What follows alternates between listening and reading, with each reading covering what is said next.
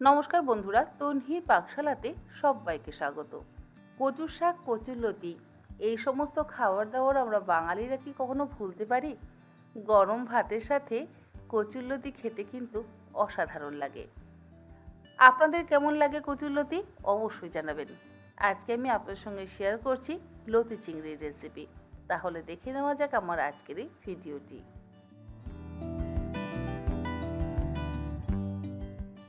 কচুর শাক, কচুরলতি এগুলো আমাদের বাঙালিদের ভারী প্রিয় এবং পছন্দের একটি খাবার।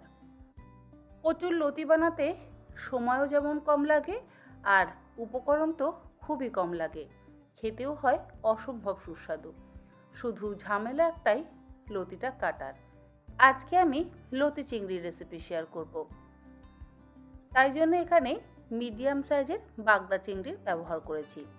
চিংড়িগুলোকে ভালো করে ধুয়ে পরিষ্কার করে নিয়েছি, আর চিংড়ির পিঠের যে কালো অংশটা রয়েছে সেটাও কিন্তু কেটে বাদ দিয়ে ফেলা হয়েছে। লতিগুলোকে আমি আগে থেকেই ছাড়িয়ে পরিষ্কার করে রেখেছি, লম্বা লম্বা করে ছাড়িয়ে পরিষ্কার করে রেখেছি, যাতে আমার একই রকম লম্বা লম্বা সমান সাইজের করে কাটতে সুবিধা হয়। মোটামুটি আমি আমার আঙুলের সাইজের লম্বা লম্বা টুকরো করে কেটে নিচ্ছি। আজকাল বাজার থেকেও কিন্তু কচুর শাক, কচুরলতি ছাড়িয়ে দেয়, তাই বাড়িতে এনে কাটার ঝামেলা খুব একটা থাকে না। এর আগেও আমি কচুরলতির রেসিপি আপনাদের সঙ্গে শেয়ার করেছিলাম, তবে তাতে চিংড়ির ব্যবহার করিনি। কেউ কেউ কচুরলতি শুধুমাত্র রসুন, কালো জিরে, কাঁচা লঙ্কা ফোড়ন দিয়ে বানায়, আবার কেউ একটু চিংড়ি ব্যবহার করে বানায়, আবার অনেক সময় একটু সর্ষে বাটা বা পোস্ত বাটা দিয়েও কচুরলতি খেতে অসম্ভব ভালো লাগে। আপনারা কিভাবে কচুরলতি বানান সেটা অবশ্যই যদি আমার সঙ্গে শেয়ার করেন তাহলে আমারও ভালো লাগবে। গায়ে একটু একটু ছাল যেহেতু রয়ে গেছে, সেই জন্য সেগুলোকেও টুকরো করে কাটবার সময় ছাড়িয়ে নিলাম। এরপরে 3 থেকে 4 বার জল বদলে বদলে লতিগুলোকে ধুয়ে নেব। অপরদিকে যে চিংড়িগুলো আমি ব্যবহার করেছি তার মধ্যে দিয়ে দিলাম অল্প একটু লবণ আর অল্প একটু হলুদ গুঁড়ো। লবণ আর হলুদ গুঁড়ো মাখিয়ে মিনিট 5-6 রেখে দেব।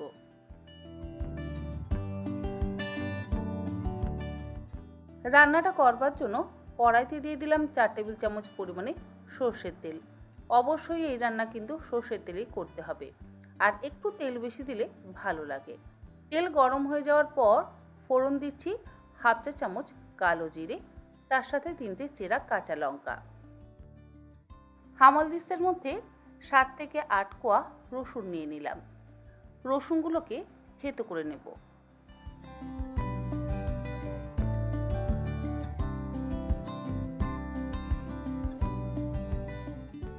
রসুনগুলো থেতো করে নেওয়া হয়ে যাওয়ার পর কালো জিরে আর কাঁচা লঙ্কাটাকে লো ফ্লেমে 15 থেকে 20 সেকেন্ড ভেজে নিলাম।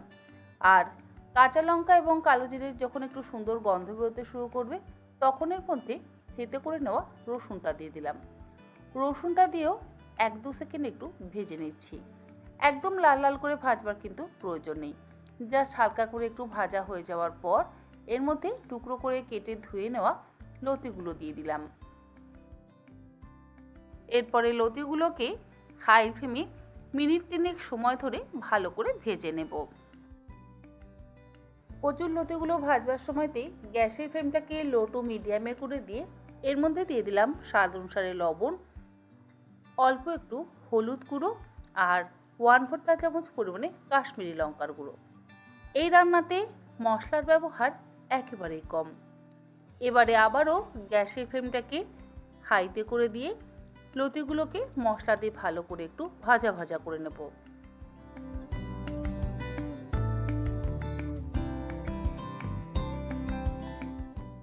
মিনিট 3 সময় ধরে মিডিয়াম টু হাই ফ্লেমে লতিগুলোকে ভাজা হয়ে যাওয়ার পর গ্যাসের ফ্লেমটাকে লোতে করে দিয়ে ঢাকা দিয়ে লতিগুলোকে একটু সেদ্ধ হতে দেব।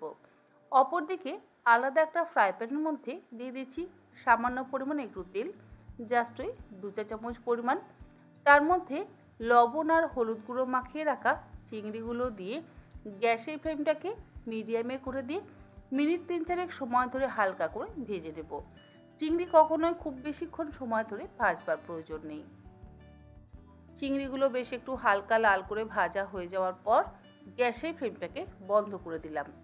দেখুন আমি খুব বেশিক্ষণ সময় ধরে কিন্তু চিংড়ি একেবারেই ভাজিনি। অপরদিকে লতিগুলোও আমার মোটামুটি সেদ্ধ হয়ে গেছে। ঢাকাটাকে খুলে নিলাম। এবারে হাই ফ্লেমে আবারও লতিগুলোকে ভাজা ভাজা করে নিচ্ছি। অন্যদিকে চিংড়িগুলো তো আমার ভালো করে ভাজা হয়ে গেছে। গ্যাসের ফ্লেমটাকে অলরেডি আমি বন্ধ করে দিয়েছিলাম। তাওয়াটা যেহেতু গরম আছে, সেই গরম তাওয়াতে আমি কিছুক্ষণ রেখে দিয়েছি। এতেই চিংড়িগুলো একদম সুসেদ্ধ হয়ে যাবে। আর লতিগুলো একদম সুন্দরভাবে কিন্তু নরম হয়ে গেছে। লতিগুলো যদি একটু গোটা গোটা থাকে তাহলেই কিন্তু বেশি ভালো লাগে। আরও কিছুক্ষণ একটু ঢাকা দিয়ে রেখে দিলাম। আর এর মধ্যে জলের ব্যবহার তো একেবারেই করব না। লতি যখন ভালো মতন সেদ্ধ হয়ে যাবে তখন এর মধ্যে আগে থেকে আলাদা করে ভেজে রাখা চিংড়িগুলোকে দিয়ে মিশিয়ে নেব।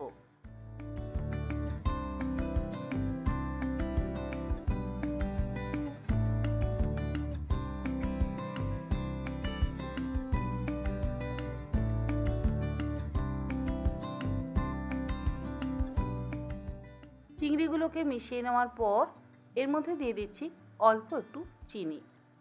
চিনি দিলে স্বাদটা ব্যালেন্স হয়। যদি আপনাদের চিনি দিতে ইচ্ছে না হয় তাহলে আপনারা চিনিটাকে অ্যাভয়েড করতে পারেন, তবে আমি একটু এর মধ্যে চিনির ব্যবহার করি, এতে স্বাদটা ভীষণই ভালো হয়। চিনিটা দিয়ে হাই ফ্লেমে আরও 2 মিনিট একটু ভাজা ভাজা করে নিচ্ছি। 2-3 মিনিট পর গ্যাসের ফ্লেমটাকে বন্ধ করে দিয়ে ঢাকা দিয়ে মিনিট 5 স্ট্যান্ডিং টাইমে রাখলেই তৈরি হয়ে যাবে লতি চিংড়ি। একটু শুকনো শুকনো হলেই কিন্তু বেশি ভালো লাগে। গরম ভাতের সাথে এই লতি চিংড়ির স্বাদ অসাধারণ। আমার মাকে আমি এরকমভাবে লতি চিংড়ি বানাতে দেখেছি, আর সেই রেসিপিটাই আজকে আমি আপনাদের সঙ্গে শেয়ার করলাম। আশা করি আপনাদের এই রেসিপিটা ভালো লাগলো। আমার আজকের এই লতি চিংড়ির রেসিপি আপনাদের কেমন লাগলো অবশ্যই জানাবেন। আর রেসিপিটা যদি ভালো লেগে থাকে তাহলে আপনারাও এইরকমভাবে একবার অন্তত বাড়িতে বানিয়ে দেখবেন। আমার মনে হয় আমার মতন আপনাদেরও ভালো লাগবে। আজ তাহলে এই পর্যন্ত। আবার হাজির হয়ে যাব অন্যদিন অন্য কোনো রেসিপি নিয়ে। ভালো থাকবেন, সুস্থ থাকবেন। ধন্যবাদ।